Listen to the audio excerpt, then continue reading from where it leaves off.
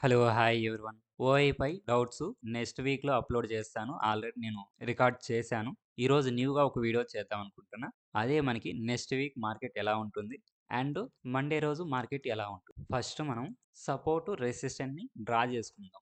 One day time frame. మనకి Monday gap up open అవుతుంది కాబట్టి దాన్ని బేస్ చేసుకొని సపోర్ట్, రెసిస్టెంట్‌ని డ్రా చేసుకో. వన్ డే టైమ్ ఫ్రేమ్‌లో మనకిది సపోర్ట్ అండ్ అప్ సైడ్ మనకి ఇది resistant. Down side 25,300 around and up side 26,280 around. ఇది వన్ డే టైమ్ ఫ్రేమ్. ఇది మనం చూసామంటే నెక్స్ట్ వీక్ మనకి ఎక్కడ ఓపెన్ అవుతుంది? అరౌండ్ 25,800, 900 ఇక్కడ ఓపెన్ అవ్వడానికి ఛాన్స్ ఉంది. ఎందుకంటే అది గిఫ్ట్ నిఫ్టీ బేస్ చేసుకొని. సో, ఇక్కడ మనకి అప్ సైడ్ ఇంకా ఎళ్తుందా? లేదా కిందకు పడుతుందా? ఫస్ట్ మనం వీక్లీ బేస్ చూసామంటే వీక్లీ బేసు ఈ రేంజ్‌ని బ్రేక్ అయితే గాని అది అప్ గాని, డౌన్ గాని వెళ్ళదు.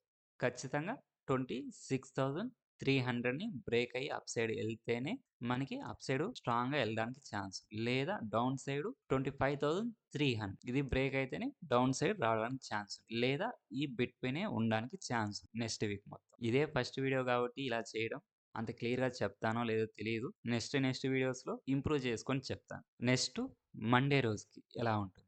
1 అవర్‌లో చూద్దాం.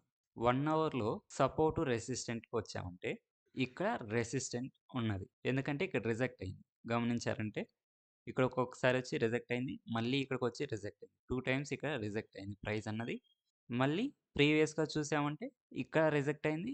ఇక్కడ కన్సాలిడేట్ అయింది. ఇక్కడ రిజెక్ట్ అయింది. సో, ప్రీవియస్‌గా చూసామంటే చాలా టైమ్స్ ఈ ప్రైస్ దగ్గర మనకి రిజెక్షన్ అనేది ఎక్కువ జరిగింది. సో, 26,000 ఆల్‌మోస్ట్ ఆల్ మనకి ప్రైస్ అన్నది 800 అరౌండ్ ఓపెన్ అవుతుంది. సో, ఇది 26,000 బ్రేక్ అయిన తర్వాత నెక్స్ట్ రెసిస్టెంట్ అన్నది 26,800 డౌన్ సైడ్ 23,000 ఉంది. మనకి ఇక్కడ చూడండి. ఇక్కడ ఒక రిజెక్షన్ కనిపించిందా? ఇక్కడ ఒక రిజెక్షన్, ఇక్కడ ఒక రిజెక్షన్, ఇక్కడ మనకి సపోర్ట్. సో, 1 అవర్‌లో సపోర్ట్. ఇక దీని పైన మనం చూసామంటే ఇక్కడ ఒక సపోర్ట్ అని తీసుకుంది. ఇక్కడ మనకి రిజెక్షన్ అని తీసుకుంది. ఇక్కడ రిజెక్షన్. సో, ఇది మనకి సపోర్ట్. ఈ 1 అవర్‌ది మనం కొద్దిగా డిఫరెన్స్ చేసుకుందాం. ఈ చిన్న లైన్స్ అన్నవి 1 అవర్‌వి. ఇప్పుడు మండే రోజు ఎలా ప్లాన్ జేసుకోవాలి?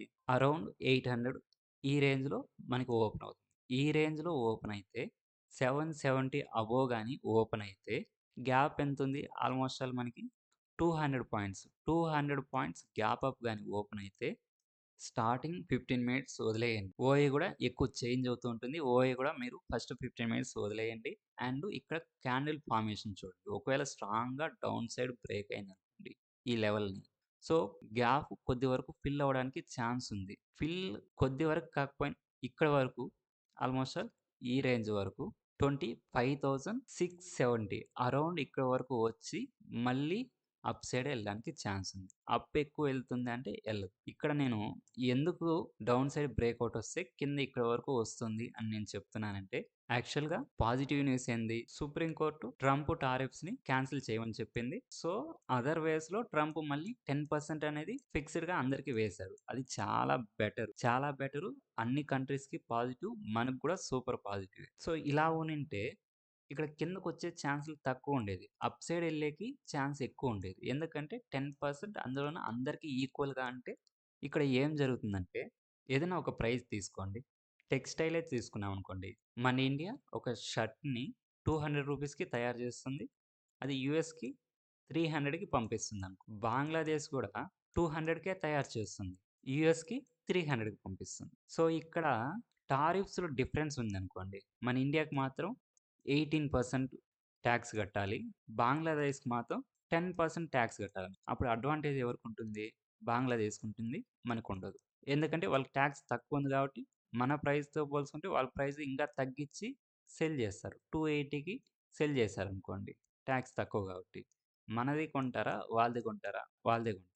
సో, ఈ డిఫరెన్స్ టాక్స్ ఉండింటే మనకి నెగెటివ్ అయ్యేది. అలా గాకుండా అందరికీ ఒకే టాక్స్ అంటే అప్పుడు ఇద్దరికీ ఒకే టాక్స్ ఉంటది గాబట్టి ఇద్దరు ప్రైజ్‌లు ఒకే విధంగా ఉంటాయి.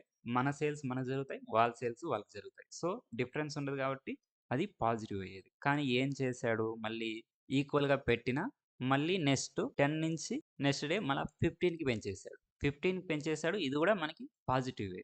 ఎందుకంటే ప్రీవియస్‌గా 18. 18-15 అన్నది పాజిటివే. కానీ డిఫరెన్స్ చూడండి 18-15 ఎంతుంది? 3% డిఫరెన్స్. కానీ 10కి అదే 18-10కి ఎంతుంది? 8% డిఫరెన్స్. అంటే బెనిఫిట్ అనేది 10 దగ్గర మనకి ఎక్కువుంది. 15 దగ్గర తక్కువుంది. సో, దాన్ని బేస్ చేసుకొని అంటే మనకి 10 టారిఫ్ అయింటే స్ట్రాంగ్‌గా అప్ సైడ్ ఎళ్ళిపోయింది. ఇప్పుడు ఆ బెనిఫిట్ అనేది తగ్గింది గాబట్టి అండ్ ఆ డిఫరెన్స్ అనేది గూడా ఓన్లీ 3% గాబట్టి కొద్దిగా ప్రాఫిట్ బుకింగ్ లాగా కొద్దిగా కిందకొచ్చి మళ్ళీ పైకి పెరగడానికి ఛాన్స్ ఉంది. లేదు కిందకి బ్రేకౌట్ రాకుండా ఈ సపోర్ట్‌ని బ్రేక్ అవ్వకుండా అప్ సైడ్ స్ట్రాంగ్‌గా క్యాండిల్స్ పడుతూ ఎళ్ళాయనుకోండి. హెవీగా 26,000 వరకు టచ్ అయిందనుకోండి. ఇక్కడ కిందకి రావడానికి ఛాన్స్ ఉంటుంది. మళ్ళీ కిందకొచ్చి కన్సాలిడేట్ అన్నా అవుతుంది. లేదా మళ్ళీ కొద్దిగా పెరగడానికి ఛాన్స్ ఉంది. సో, ఇక్కడ క్లియర్‌గా డౌన్ సైడ్ కిందకొస్తుందంటే డౌన్ ఎంట్రీలు తీసుకోకండి. మళ్ళీ రివర్స్ అయ్యేటప్పుడు ఎంట్రీ తీసుకోండి. ఎందుకంటే డౌన్ ఎంట్రీ వద్దంటున్నానంటే పాజిటివ్ న్యూస్ ఉంది. ఎప్పుడైనా రివర్స్ అయిపోవచ్చు. ఇదే ప్లేస్‌కొచ్చి పైకి పెరుగుతుందని లేదు. ఎందుకంటే పాజిటివ్ న్యూస్ కాబట్టి మళ్ళీ కూడా అప్ వెళ్ళిపోవచ్చు. సో, అప్ సైడ్ ఎంట్రీలు మాత్రమే తీసుకోవడానికి ట్రై చేయండి. ఇది మండే జరగడానికి ఛాన్స్.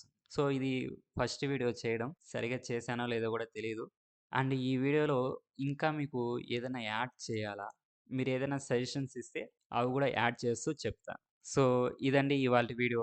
మీకు గాని ఈ వీడియో నచ్చినట్లయితే లైక్ చేయండి, షేర్ చేయండి, సబ్స్క్రైబ్ చేయండి. Until take care. By by. జై హింద్.